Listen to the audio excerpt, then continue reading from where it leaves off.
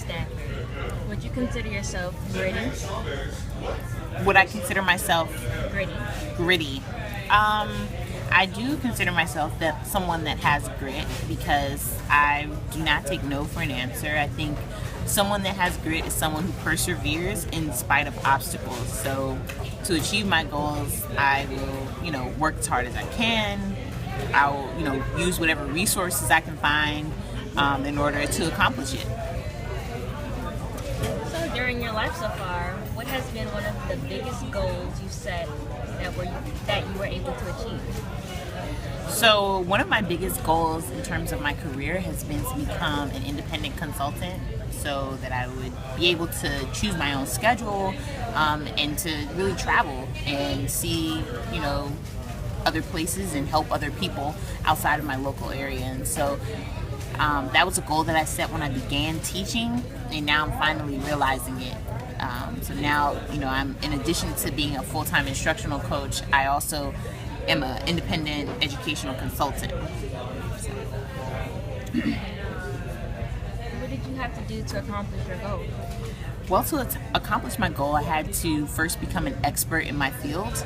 And so what that means is I had to really focus on a specific area of education and really become a thought leader and really make a name for myself. So I taught using project-based learning for the past 7 years in urban public school districts in North Carolina and also in Washington, D.C.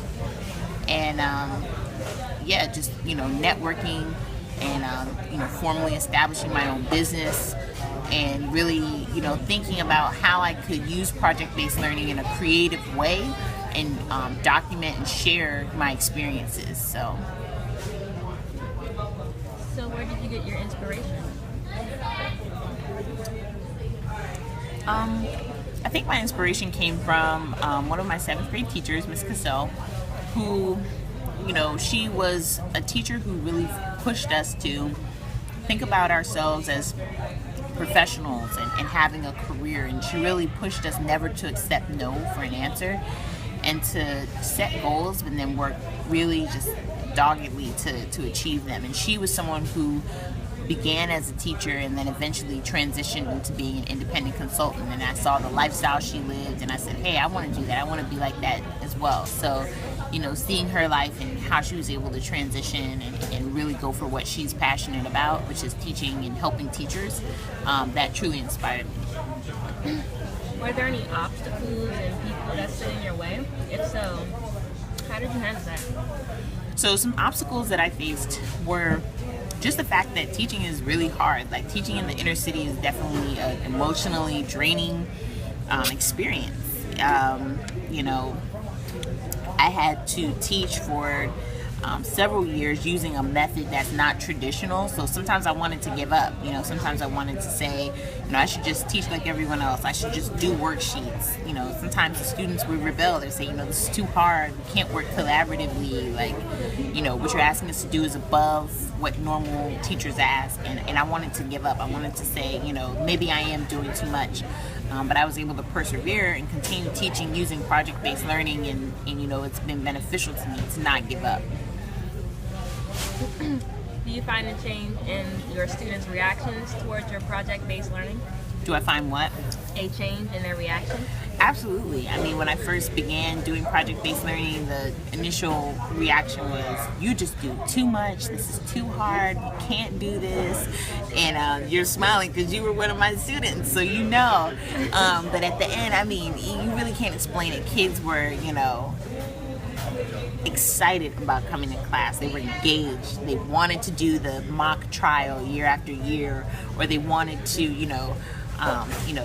whatever, create the paper slide video or whatever it is, they wanted to do it year after year, and they were pumped about it. Their parents were pumped about it. But you can't trade that experience for the world when kids just say, I don't know where the time went. I was having fun in class, or I want to take your class again next year. And I'm just like, whoa, this is crazy. But it definitely took a lot of work to get to that point.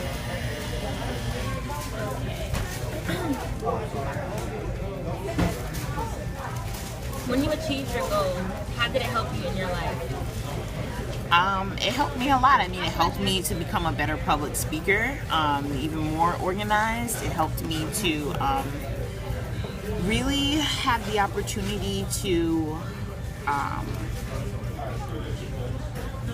hone my practice, really reflect on my practice, but also financially. I mean, when you're an independent consultant, then you can, work independently and make a salary in addition to what you already make. So it's definitely helped me financially. Did you have a lot of support? Yeah, definitely support from my husband, my mother, just other members of my family who told me to go for it when I was kind of... Alrighty. So, did you have any mottos or favorite sayings that you would have to resort to when the times got hard? Several. No excuses. I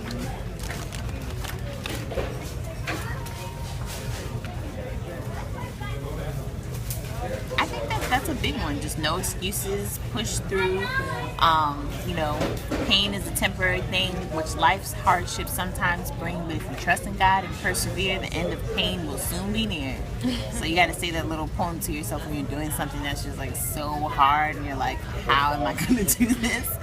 I just say that little poem to myself and I say the end of pain will soon be near. I will be over this mountain sometimes. And when you think about life, I mean, people always say I had to climb up the rough side of the mountain, to get to where I am. And if you think about it, there's really no other way to climb a mountain. If you climbed up the smooth side of a mountain, if everything was easy, you just fall right back down. You let the ski slope. So you're going to have some tough times, going up to reaching your goal, but it's just about going and hanging on and moving forward.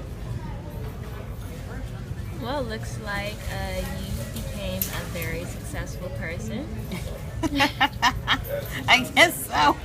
I don't know. I would say so. Thank you. I would like to thank you for letting me interview